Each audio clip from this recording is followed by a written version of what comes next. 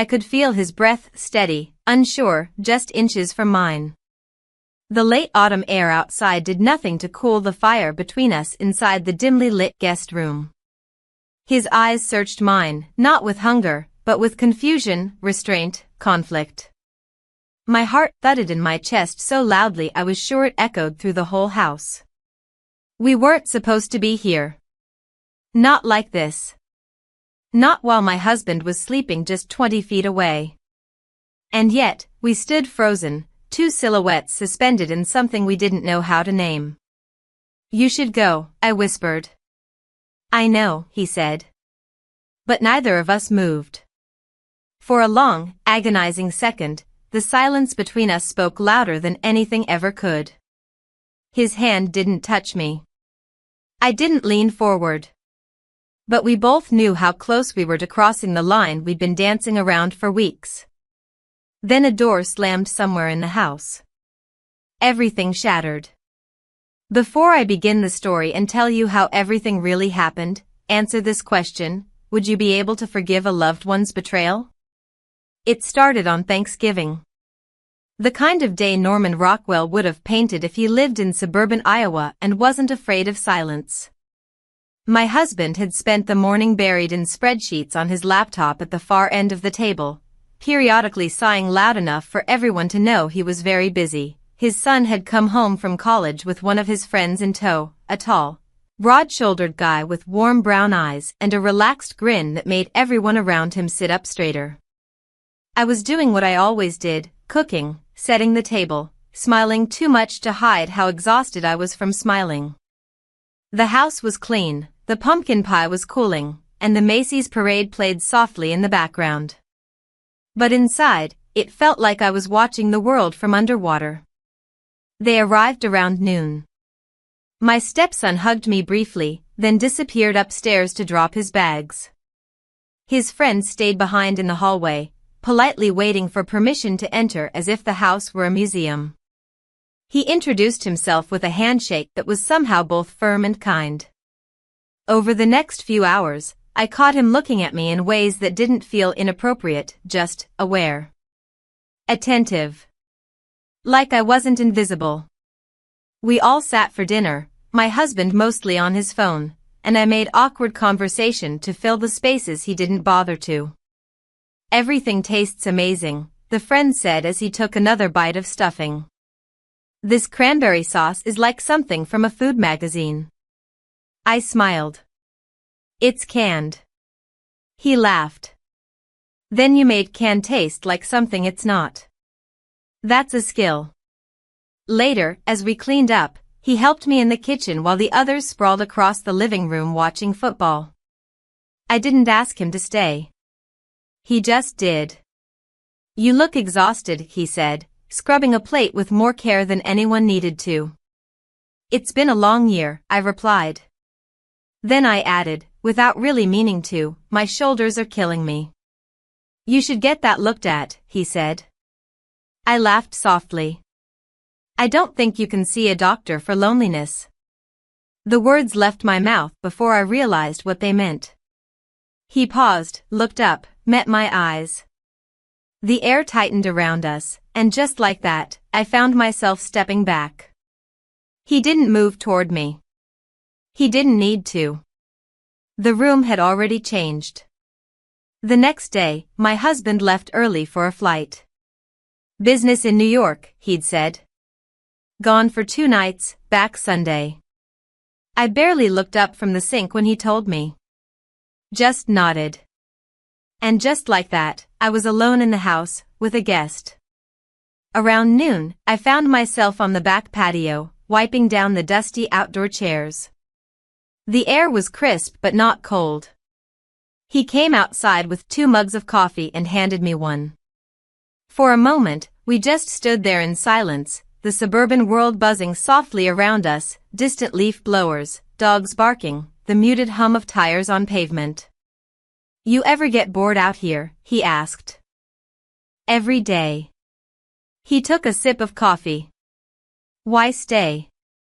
Because leaving would mean admitting something broke. He didn't ask what. He didn't have to. That afternoon, we found ourselves in the garage, sorting through old Christmas decorations. My husband had asked me to do it weeks ago, but I never had the energy. The friend offered to help. Said he liked organizing chaos. As we worked, I told him stories about the ornaments, some cracked, some handmade by a child who hadn't been a child in years. I found myself laughing more than I expected. He made everything seem lighter, like nothing had to be so serious. When I told him I used to paint, his eyes lit up. "Why'd you stop?" "I got married," I said, too quickly. "Marriage kills art?" "No. Just time." By dinner, we were joking again. Eating leftover turkey sandwiches at the kitchen island, trading sarcastic commentary about cheesy Christmas movies. For a few moments, it felt like I was back in my 20s. Not in reality, but in my skin. Then, sometime around 9, I found myself saying, "My shoulders still hurt." He looked up from his cup of tea. "I could, if it's not weird, I used to work at a wellness clinic. Sports massage, mostly. I still do it part-time." I hesitated. "I don't want to make things uncomfortable. It's just a massage." "Nothing weird," he said, his tone honest, not flirtatious. "You can sit on a chair. Shirt on. Promise." 15 minutes later, I was sitting backwards on the dining chair, hands folded under my chin, while he worked in silence behind me. The room was quiet, save for the hum of the fridge and the occasional creak of the house settling. His hands were precise, professional, distant. But something inside me felt like it was uncoiling for the first time in years. I didn't realize how much tension I'd been carrying until it started to fade. "You're really good at this," I said quietly. "Most people carry pain in their shoulders. It's where we hold what we can't say." I didn't respond. I didn't need to. The clock read 10:41 when he stopped. I stood slowly, not turning around. Something in the room had changed again, and this time we both knew it. "I should go to bed," I said. "Yeah," he nodded. "Me too." But we didn't move. And then, just as the silence began to stretch too long, the front door opened. Footsteps. A suitcase rolling across the floor. My husband's voice, muttering something about a cancelled flight. I turned sharply. He was there, standing in the entryway, coat still on. I was frozen mid-step between the kitchen and the hallway. The friend stood behind me, caught between exit and explanation. No one spoke. The moment collapsed inward. And just like that, everything changed. He dropped his suitcase at the foot of the stairs and stood there, blinking as if still processing what he was seeing.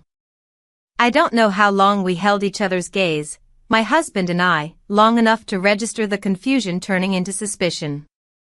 The guest room door behind me was still open. The hallway smelled faintly of peppermint lotion. "I thought your flight was tomorrow," I said, my voice barely audible over the hum in my ears. "It got cancelled." He looked past me, toward the dining room. The guest's shadow was cast long across the carpet. The silence was 1,000 pounds. Then, without a word, my husband turned and walked toward the kitchen, the suitcase still sitting where he'd left it. No questions. No confrontation. Just retreat. I didn't sleep. I sat on the edge of the bed, staring at the closed door, replaying every expression on his face. The guest had disappeared into the guest room without another word, though I had caught the quick glance he gave me as he passed, wide-eyed, unsure, almost like guilt, but not quite. We both knew nothing had happened. But nothing had a shape, and it was big enough to break something. By morning, I could feel the weight of avoidance in the walls. My husband had left early again, this time taking his golf bag. That meant he wasn't planning to be home for hours. I found the guest in the kitchen, pouring coffee into one of the mugs we only used when we had people over. He didn't look at me at first. Just said, "Morning," and offered the pot like this was a normal Saturday. I took it and poured myself half a cup, not because I wanted it, but because standing still felt unbearable. "You okay?" he asked finally. "No." We stood in silence. I looked at the steam rising from the mug, wishing it could just disappear into the ceiling and take me with it. "I can leave," he said.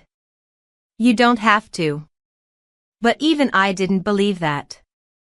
We went through the motions of breakfast, but I couldn't taste a thing. I could feel the question sitting in the room with us: what now? After the plates were rinsed and stacked, I found myself outside again. The patio furniture still hadn't been wiped clean completely. The task I had started the day before now seemed like a lifeline. I needed my hands to be busy. I needed my mind to be somewhere else. He followed me out 5 minutes later, dragging a plastic bin filled with tools from the garage. "I figured I'd fix the hinge on the shed door," he said. "It's crooked." He didn't wait for approval. Just knelt down and started unscrewing the old, rusted bolt like it was the only thing in the world that made sense. I watched him work, and for a few minutes, I forgot everything. "Why'd you come with him?" I asked suddenly. He kept working. He invited me. I didn't want to be alone on Thanksgiving. That's not what I meant. He paused, sat back on his heels, and wiped his hands on his jeans. I wasn't expecting this. Neither was I. He looked at me then, really looked. Then stopped letting it happen. I didn't answer. The rest of the day unraveled in fragments. My husband returned in the late afternoon, sunburned and silent. He nodded at me once and disappeared upstairs. I spent most of the evening pretending to read a book I couldn't even focus on. The guest lingered around the edges, never quite leaving, never quite staying. After dinner, when the dishwasher hummed in the background and my husband turned on the TV in the living room, the guest and I ended up in the garage again, this time under the excuse of reorganizing the storage bins. I don't know who suggested it. Maybe neither of us did. Maybe the silence between us made the decision. The air smelled like old cardboard and motor oil. He lifted a box labeled Zmaz 2004 and nearly dropped it when the bottom gave way. "Careful," I said, laughing before I could stop myself. He crouched, gathering up hand-painted ornaments. "You made these?" "With my stepson, back when he still thought glue was magic." He placed them gently back into the box. "He's lucky, you know." I didn't know what to say. The space between us felt thinner than ever. I turned to reach for another box, and he stepped closer. Close enough that the scent of his detergent caught me off guard, clean, unfamiliar. I felt him stop, right behind me, the way you do when someone's about to say something they probably shouldn't. I turned to face him. We kissed. It lasted less than a breath, maybe. But it broke something that wouldn't go back. He stepped back, eyes wide. "I'm sorry." But I wasn't. And that scared me more than anything. I didn't say a word. Just grabbed the nearest bin and pushed past him, heading back into the house. My hands were shaking. Not from nerves. From how not nervous I was. It should have felt wrong. It didn't. That night, I cooked dinner like nothing had happened. My husband said he wasn't hungry. I placed a plate on the counter anyway. The guest ate in silence, thanked me, and disappeared upstairs. By the time the dishwasher beeped its completion, I was sitting alone at the kitchen table, staring at the blinking green light like it held answers. I heard a door open upstairs. Footsteps crept down the hallway. But instead of the guest, it was my husband who entered the room. He didn't look tired. He looked clear. Too clear. I saw you, he said simply. My mouth went dry.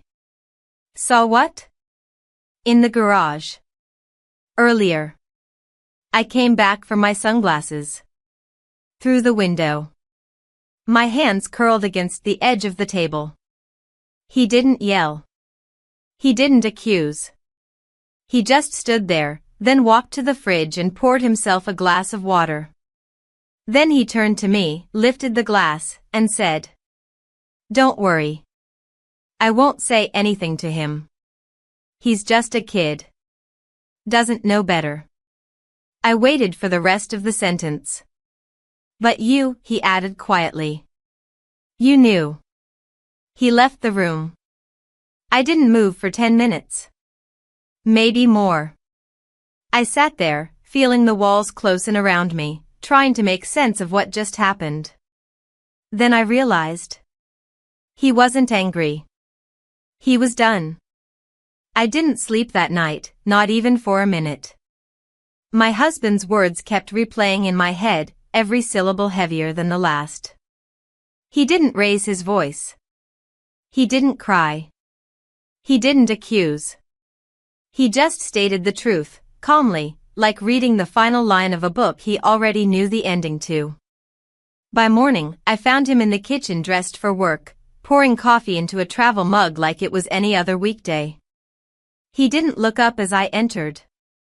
His silence was louder than any confrontation. "I'll be late tonight," he said without turning around. "Okay." He picked up his keys and left. No goodbye. I stood there, frozen, listening to the engine start and fade into the distance.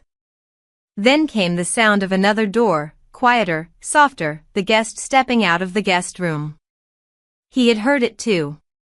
His eyes asked questions he didn't dare say aloud. I gave him nothing back. No expression. No explanation. Just walked past him and into the laundry room. I spent the next hour folding things that didn't need folding, reorganizing drawers that had been fine for years. The sound of the washing machine helped block out everything else. By noon, the silence in the house had mutated into something unbearable. He knocked gently on the laundry room doorframe. "I'm heading out," he said. "Where?" "Just out. I thought maybe I should give you space." I nodded. Probably smart. He waited, maybe hoping for something, permission, absolution, direction. I gave none. He left without another word. I stayed home, pretending to clean while watching the clock. I told myself it was just habit. That I wasn't waiting. That time didn't feel different now. But it did.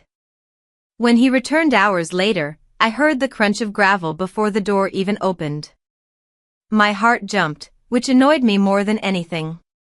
I was still in the same clothes, sitting on the back patio with a half-finished mug of tea beside me, cold.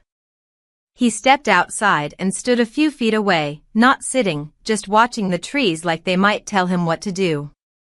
"I went downtown," he said. "Walked around the lake. Got a sandwich." I nodded. I didn't ask for details. "Does he know?" he asked finally. "My husband?" He shook his head. "No." "Your stepson?" "No." We sat in silence. He finally sank into the chair beside mine, exhaling like the act of sitting cost him something. The sun dipped lower, painting the edge of the patio gold. Somewhere nearby, a dog barked, and wind rustled the leaves. "Do you regret it?" he asked. I stared at the trees. "No. I regret what it changed." He turned to look at me. "What did it change?" "Everything." A long pause followed. Then he leaned forward, elbows on his knees, hands clasped together like he was in confession. "You know this can't happen again, right?" he said. I almost laughed. "You think we're still in control of it?" His face tightened. We have to be. I nodded, mostly to myself. Later that evening, we found ourselves in the car. It wasn't planned. I had asked if he wanted to go pick up something for dinner, mostly because I couldn't face another meal in that kitchen. He said yes too quickly, like he'd been waiting for an excuse to escape the house. We drove without a destination. Small-town streets blurred past as dusk settled. I turned on the radio to fill the silence, but he turned it down after a few minutes. Said it made it harder to think. We ended up by the lake. The same lake he'd walked around earlier. The same one we'd visited as a family 2 summers ago when everything still felt whole. He parked and cut the engine. We didn't speak for a while. The water was still, reflecting the faint outline of trees and orange clouds overhead. I don't know what I'm doing, he said finally. Neither do I. I feel like I should leave. Maybe you should. I don't want to. I looked at him. He looked like a man who didn't want to ruin anything but had already stepped on the glass. I knew the feeling. I don't want you to either, I admitted. And then we kissed. When we drove home, the silence between us was no longer heavy, it was charged. The house greeted us in shadows. My husband hadn't returned yet. Or maybe he had, and left again. I didn't check. We went to our separate rooms without speaking. The next morning, I stood by the mailbox in a coat I hadn't worn in years, holding a stack of envelopes I didn't care about. I just needed an excuse to be outside. To breathe. He joined me seconds later, jacket unzipped, coffee in hand. We didn't speak. Then he said, I should leave tomorrow. I've stayed too long. I didn't answer. I'll talk to him, he added. Your stepson. I'll tell him I need to go back early for work. That's probably a good idea. The day passed in fragments. I went to the grocery store. He stayed behind. When I returned, the guest room door was closed. My husband came home at midnight. I was still awake.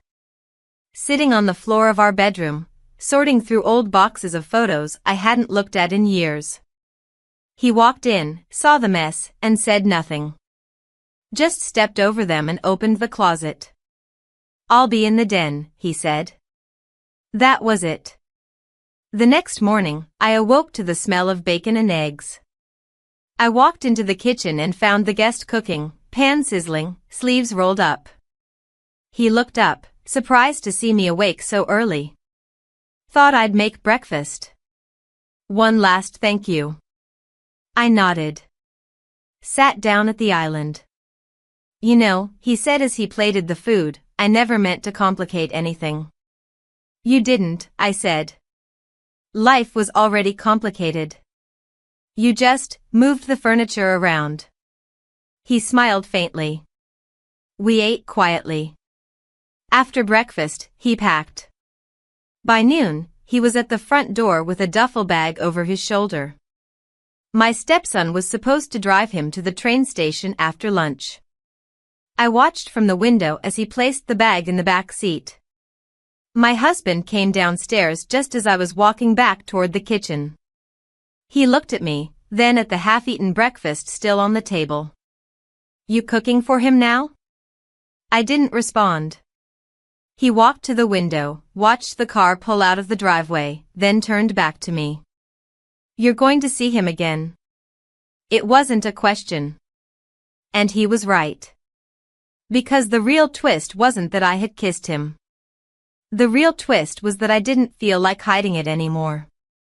By the time I closed the front door, the sound of the car fading down the street, I stood there longer than necessary, holding the handle, as if it anchored me to something I wasn't ready to let go of. The house behind me felt foreign again. Quiet in a suffocating way. Upstairs, my husband's suitcase was already zipped. I've got Atlanta tomorrow, he said when I passed the doorway. You remember? I did. He'd mentioned it in passing a week ago, something about a reunion or board meeting. I never kept track anymore. He stood by the closet, checking flight details on his phone. "You're leaving early?"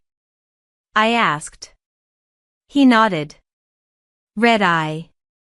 "I'll be out before sunrise." I didn't answer. He didn't expect me to. That night, we didn't speak much. We sat in the same room, watched the same television, breathed the same air, and said almost nothing. At one point, I realized we hadn't touched in over a month. Not even a hand on a shoulder. The morning came quietly. I heard the garage door lift, the tires roll out, the rumble fade into nothing. The house was mine again. For a few minutes, I just stood in the kitchen staring at the toaster. Then I opened the windows, let the cold air flood in, and started cleaning furiously. I wiped every surface like it owed me an apology. By noon, I had emptied half the garage and reorganized every shelf in the pantry. I wasn't thinking. I was avoiding. He texted me around 3. "Still in town.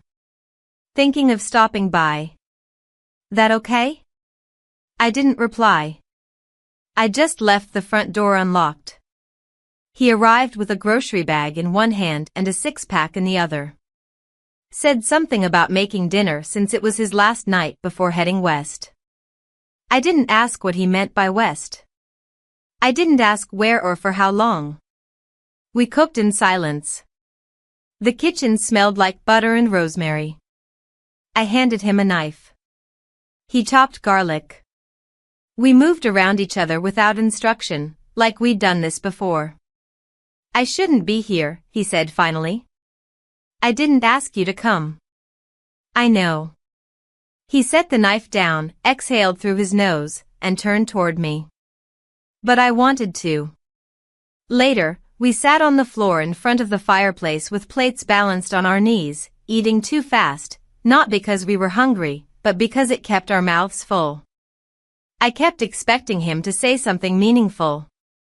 He didn't. We played a record from the old shelf near the window. Some dusty jazz album that belonged to my husband once upon a time. The kind of music that filled the silence without calling attention to it. Then it was late. The fire had turned to embers. The plates were empty. The room was dark except for the flickering orange light. I stood. "I should go up," I said. He nodded but didn't move. I turned to go, but stopped halfway to the stairs. "I'm not tired." Neither was he. He followed me upstairs. We spent night together. The next morning came with sharp sunlight and a buzzing phone. I reached for it with one arm still tangled in the sheets. The screen flashed with a reminder, dentist appointment, 9:30. I sat up. The bed beside me was empty. His things were gone. No note. No sound. Just absence. I pulled on a sweatshirt and padded downstairs. The kitchen was clean. Cleaner than I'd left it. No sign of life. But the front door was unlocked again. I waited. An hour passed. Then another. Just before noon, I heard the rumble of an engine and peeked through the blinds. Not him. My son's car. I hadn't expected him for another week. He was home early from college, probably a ride fell through, or plans changed, or something else I didn't think to ask. He burst through the front door like he owned the place, calling out as he always did. "Mom? You here?" I stepped into view. His eyes lit up. "Hey." Surprise. He dropped his duffel bag by the stairs, looking around like something felt off. "Is he here?" he asked. "Who?" "You know who." I froze. "No." He left. "Did something happen?" "No," I said. Too quickly. He squinted. "You okay?" I'm fine. He nodded, but didn't believe me. That evening, I found myself driving. No destination. Just movement. The town blurred past. I passed a movie theater, a gas station, a group of teenagers loitering outside a diner that used to be the place we took my stepson after soccer games. I kept driving until the streets turned into countryside. Somewhere near the highway, I pulled off into a scenic overlook, parked the car, and stared at the horizon. I didn't cry. I didn't even blink. He hadn't said goodbye. When I returned home, the house was buzzing again. My son had invited people over. There were shoes by the door, laughter from the basement, music vibrating faintly through the floorboards. I climbed the stairs quietly, slipping past the noise. Then, in the hallway, I froze. His voice. Low, familiar, unmistakable. I turned the corner slowly. There he was. Standing in my kitchen again. Holding a backpack, hair still wet like he'd just showered, smiling like nothing had happened. I forgot my charger, he said.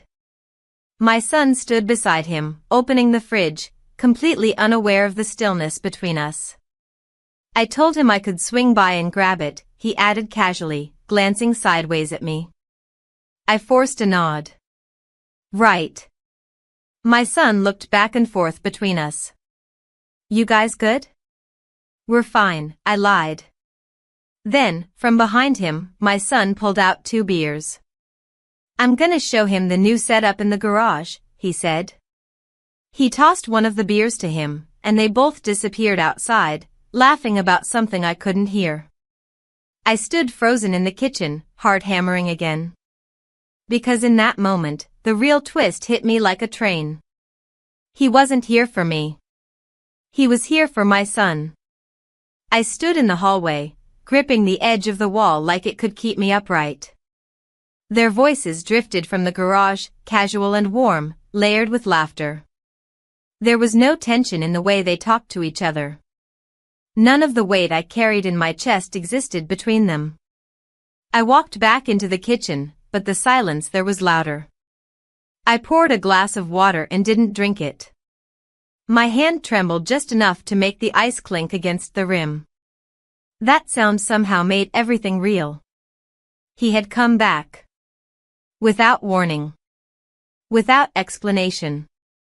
And now he was in the garage with my son like nothing had happened. Like we hadn't. I stepped outside. The evening air was sharp, the kind that bites your skin but clears your head. I followed the light and low hum of conversation to the open garage. They stood side by side at the workbench, bent over a tangled mess of wires and speakers. The old stereo system we'd nearly thrown out last year. You almost got it, my son said. It's just the input cable, he replied, turning a dial. Yours was half fried. I swapped it for one of mine. They didn't notice me at first. Or if they did, they didn't let it show. I leaned against the frame of the door. How long are you staying? I asked, my voice flat. They both turned. He answered first. Just a couple days. I'm flying out Wednesday. I nodded, though the answer felt too rehearsed. Like he'd practiced it before walking back into this house. Thought I'd catch up with him before the semester gets busy, he added, jerking his thumb toward my son. Right, I said. Well, let me know if you need anything. I didn't wait for a response. I went back inside. That night, the 3 of us sat around the dinner table. Chicken and rice. No eye contact. My son carried the conversation, stories from college, professors he hated, new gym routines. He asked for advice, and the guest gave it like he'd never been anywhere else.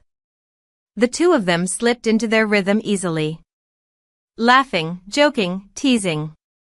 It was too easy. Afterward, I cleared the plates while they moved to the living room. The sound of a basketball game floated through the air, mixed with the occasional shout or curse. It didn't feel like betrayal. It felt like replacement. Like I had been cut from a picture and someone had already filled the space. At midnight, the house settled. My son had gone to bed. I stood in the kitchen again, pretending to wipe down a clean counter, waiting. I didn't have to wait long. He walked in slowly, careful not to make noise. "Why are you here?" I asked before he could speak. "I told you." "For him." "And me?" He looked at me like I'd said something naive. "That night," he started. "Don't," I said. He stepped closer. "It mattered to me. But not enough to stay." He hesitated. "It scared me. What we did. What it meant." "Did it mean anything?" "It did. That's the problem." We stood in silence. Then he said, "I shouldn't have come back." "But you did." He nodded once. "Because I couldn't stop thinking about it. About you." We didn't touch. We didn't even move. But the tension between us was unbearable. It filled the entire kitchen, dense and invisible. "I'm not going to be the secret," I said. "Not anymore." His face shifted. Like I'd taken something from him he didn't know he'd offered. "I never asked you to be," he said. "You didn't have to." He left the kitchen. I didn't follow. The next morning, he was gone again. I found a note in the guest room that said he'd be back later. He went to grab coffee with a friend in town. My son had already left for the gym. The house was empty. I stood in the middle of the guest room, staring at the sheets I had changed not that long ago, and felt like a stranger in my own life. When he returned that afternoon, he acted like nothing had happened. We moved around each other like planets in an orbit neither of us could break. Later that evening, I found my husband's suitcase in the garage. I hadn't noticed it before. It wasn't hidden, but it also hadn't been there yesterday. It was sitting near the door, half unzipped, with one of his jackets folded on top. I didn't remember him saying he'd come back. I closed the door quietly and went inside. That night, after my son went upstairs, I sat in the dark living room with a blanket over my lap, watching a movie I wasn't really watching. I must have dozed off, because I woke to the sound of the front door opening. I glanced at the clock. Just past midnight. Footsteps followed. And then I saw him. My husband. Standing in the hallway. Coat still on. Shoes still wet. Behind him, two figures entered, my son and the guest. They hadn't seen him. They were laughing about something, holding take-out bags, mid-sentence. The moment all three of them locked eyes, the room turned silent. My husband looked at them. Then at me. He didn't say a word. He just walked past all of us, into the kitchen, and opened the fridge. No one moved. And then he turned around, looked straight at the guest, and said calmly, "So how long's this been going on?" My son's head snapped toward me, eyes wide. And in that instant, everything shattered. The silence that followed his question felt eternal. My son's mouth parted slightly, his brows slowly pulling into a frown as the realization began to bloom. The guest stood frozen in place, one hand still holding the takeout bag, his expression shifting from casual confusion to cold horror. My husband didn't flinch. He just stared, waiting for anyone, to say something first. No one did. He turned back to the fridge, pulled out a bottle of water, unscrewed the cap like he hadn't just detonated the air around us, and took a long drink. Then he looked at me. Calm. Composed. And utterly unreachable. I'll ask one more time, he said, setting the bottle down. How long? My voice didn't come. My lungs refused to fill. My brain scrambled for the right combination of words and came up with nothing. I wasn't even sure who he was really asking. Then, without turning his head, my husband said, "You might want to answer before he does." The guest's voice cracked through the tension like dry wood. It wasn't, he stopped himself. It wasn't supposed to happen. That was all it took. My son's chair scraped against the floor. He stepped back like someone had just thrown a punch. His eyes moved between us wildly, like he couldn't decide who to yell at first. Or whether he should just leave the room entirely. But he didn't leave. He stared at me. "You," he said, like the word itself betrayed him. Still, I didn't speak. Then he turned to the guest, jaw tight. "And you? You slept with my..." "No," the guest cut in sharply. "We didn't."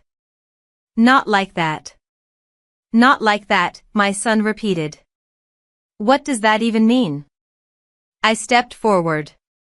"Please don't do this here." My son laughed bitterly. "Where? The backyard? Should we take it outside like a barbecue confession?"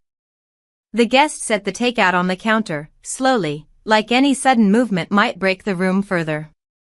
Then he looked to me, just once, before walking toward the front door. "I'm sorry," he said. He left. No one followed. I looked at my husband. He wasn't yelling. He wasn't pacing. He wasn't even blinking. He was just standing still, like a man who'd known for days but wanted to see if he was right. "You could have said something," he murmured.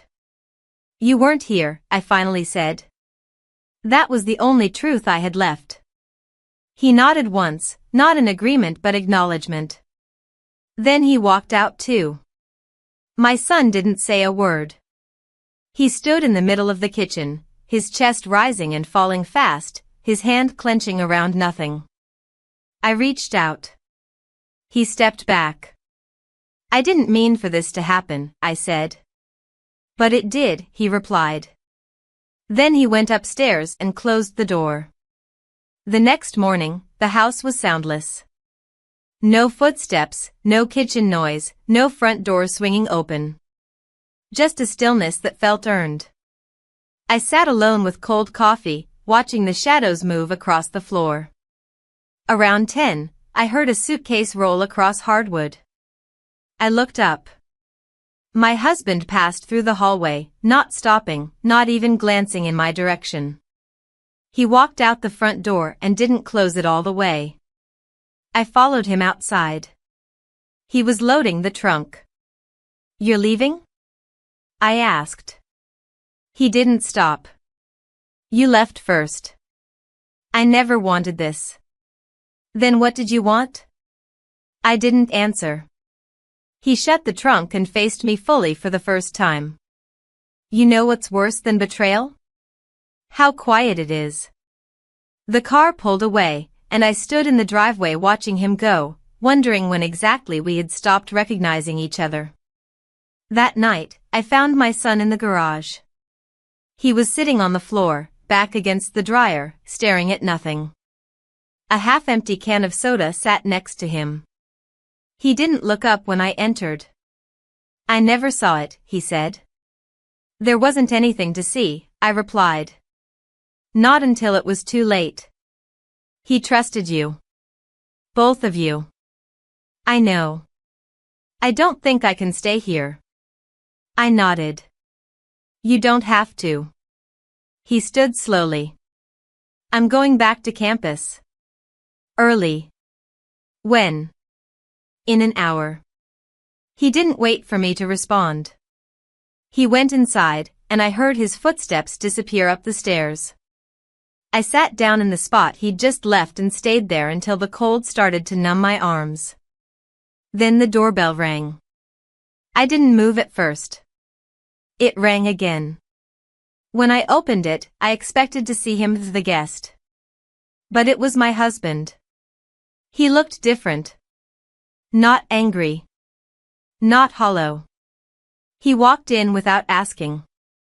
I came back for answers, he said. I don't have any. Yes, you do. We stood in the living room, the silence growing larger between us. Finally, he said, you can't undo what's done. But you can decide what it meant. I don't know what it meant. He nodded. Then we've both got a problem. He turned to leave. At the door, he paused and looked back.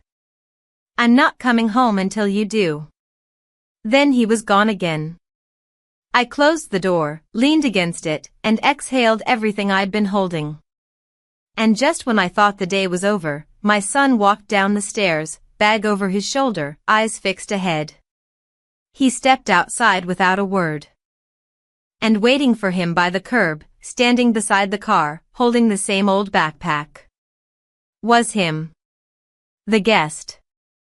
They hugged. My son said something. He laughed. And then, without looking at the house, they both got in. And drove away together. 7. Based on Chapter 7 of the scenario. I didn't move from the window for a long time. The street was already empty, their car gone around the corner. My reflection stared back at me from the glass, faint and tired. Somewhere upstairs, a door creaked and settled into silence. The house was hollow. Everything in it felt paused, abandoned mid-breath. I spent the rest of the day pacing. From the kitchen to the hallway, from the living room to the garage. I straightened picture frames that weren't crooked, refolded throws that hadn't been touched, wiped fingerprints off a counter no one had touched in days. I kept hoping that by the time I circled the house again, someone would be back. They never were. That night I fell asleep on the couch in clothes I hadn't meant to wear to bed. I woke before the sun, disoriented by the flickering light of the TV and the aching tightness in my neck. For a few seconds, I thought I'd dreamed the last 24 hours. Then the silence reminded me it had all been real. I stood and walked to the kitchen. The guest mug, the one he'd always chosen, still sat by the sink.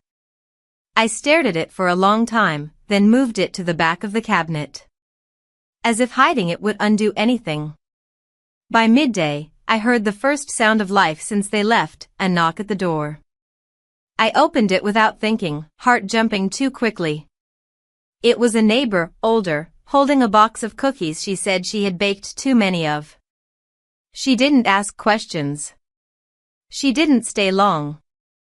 Just offered a soft smile and walked away. I stood with the box in my hands until I realized I didn't want them. I set them on the table and walked away. The hours blurred again. By afternoon I was in the garage, sitting on the edge of the step, elbows on my knees, when I heard the car. It wasn't his.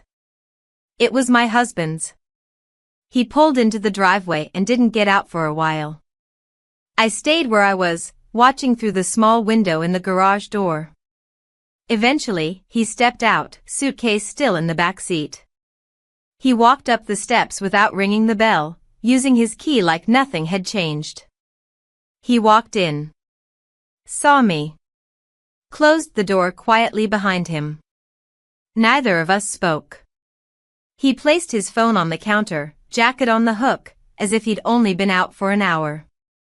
Finally, he said, I'm staying in the den. I'll leave in the morning. I nodded. Okay. He opened the fridge, took a bottle of water, and leaned against the counter. I just needed to know what kind of home I was coming back to. And? I asked. I still don't know. That was all. He walked into the other room, closed the door, and didn't come back out. I didn't sleep again.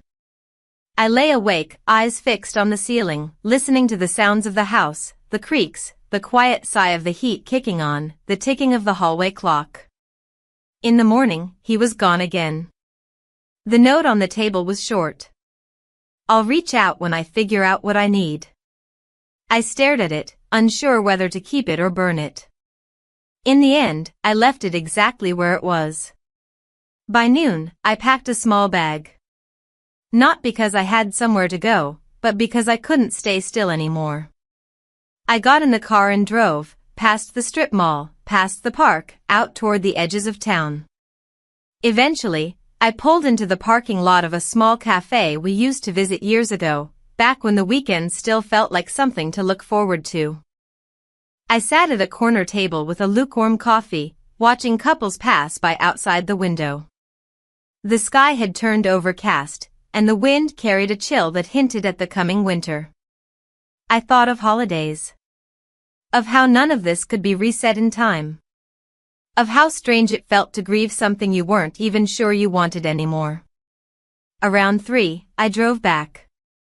The house felt even emptier than before, like someone had vacuumed the air out while I was gone. I went into my stepson's room and opened the closet. Half his things were missing. I hadn't noticed it earlier. A few hangers remained and a box of books near the corner, but the energy of the space was gone. I went to the guest room next. It still smelled like him. I opened the drawer. There was a folded receipt from a gas station 3 towns over, time-stamped the night he'd left. Beside it, under a book, was a photo, old, from a summer barbecue. All 4 of us smiling like none of this had ever been possible. We looked happy. Normal. And then I heard it. The front door. Voices. Multiple. I stepped out of the hallway and saw my son. And behind him, the guest. They walked in together, casual, like nothing had happened. I froze. My son dropped his backpack by the wall. We're just picking up the rest of my stuff. They moved through the house with intention, like they'd done it a dozen times before. I watched them from the doorway. They didn't rush. They moved together. Packed together. Spoke in quiet tones, coordinated, natural. When they came downstairs again, I was still there. My son looked at me, then glanced at him. Then back to me. He's coming with me, he said. I couldn't form words. I couldn't move. They both walked to the door. And just before he stepped out, the guest turned to look at me. Not with guilt. Not with regret. Just clarity. And for the first time, I realized. He hadn't been torn between 2 people. He had already chosen. And it wasn't me. The door closed behind them with a quiet, final click. The sound didn't echo, it sank. My hand was still on the wall, fingers digging into the paint as if holding myself upright required external force. I hadn't said a word. Not when they entered. Not when they packed. Not when he looked at me like I was a distant memory.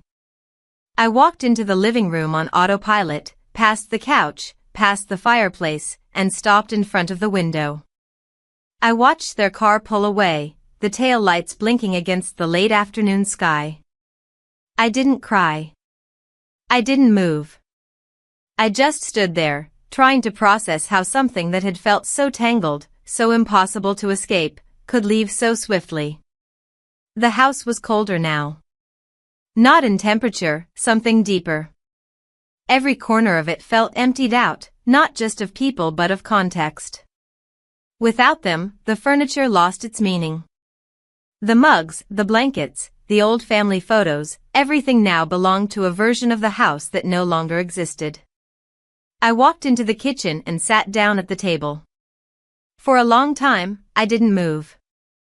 Then I picked up the box of cookies the neighbor had dropped off and started eating one. They were dry. Too sweet. I kept chewing anyway, like it might keep my jaw from locking. At some point, I got up and showered. I scrubbed harder than usual, like I could wash off the weeks behind me, like if I did it just right, I could return to some version of myself that hadn't yet crossed the line. By evening, the silence became unbearable. So I left. I didn't take a coat, didn't lock the door. I just got in the car and drove without knowing where I was going. The streets blurred past, gray and muted, the light slipping out of the sky like it was ashamed of what it had witnessed. I passed the high school, the church, the corner market with the broken neon sign that had been flickering for years. Everything looked the same. Everything felt different.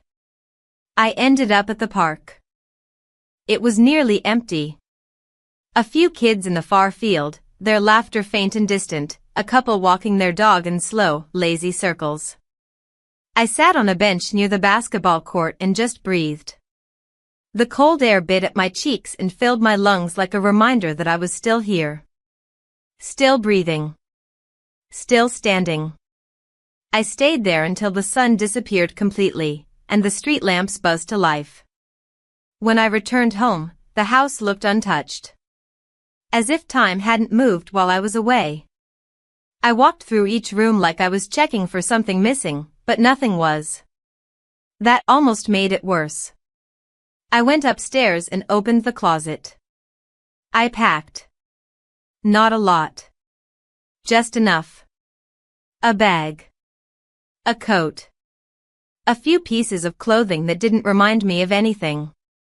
Then I stopped in front of the bathroom mirror. My reflection looked back at me, older than I remembered. But calm. Almost calm. I stepped outside again, bag in hand, and stood on the porch. Then I froze. There was a car parked at the curb. Not his. Not theirs. My husband. He was sitting in the driver's seat, hands on the wheel, engine off. For a moment, I thought about going back inside, pretending I hadn't seen him. Then he got out. He didn't bring anything with him. No suitcase. No expression on his face that I could read. He just walked toward me and stopped a few feet away. I forgot something, he said. I didn't answer. He looked past me toward the house, then back at me. I came back for it. What? You. The wind shifted. He wasn't smiling. He wasn't pleading. He was just standing there like a man who had walked every step of the last few weeks and ended up back where he started, but no longer the same. You saw everything, I said. I did. You heard everything. I did. And you still came back. I didn't say I forgave it, he said. I just said I wasn't done. I didn't move. I didn't drop the bag. Then he looked down at it. You going somewhere? I was. Still planning to? I don't know. He nodded slowly. Can I come in?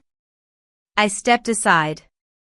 We sat at the kitchen table, neither of us touching the mugs in front of us. The silence was different now. Not heavy. Not cold. Just present. He looked at me. I don't want to ask what happened. I already know. I waited. But I will ask one thing, he said. Are you still in it?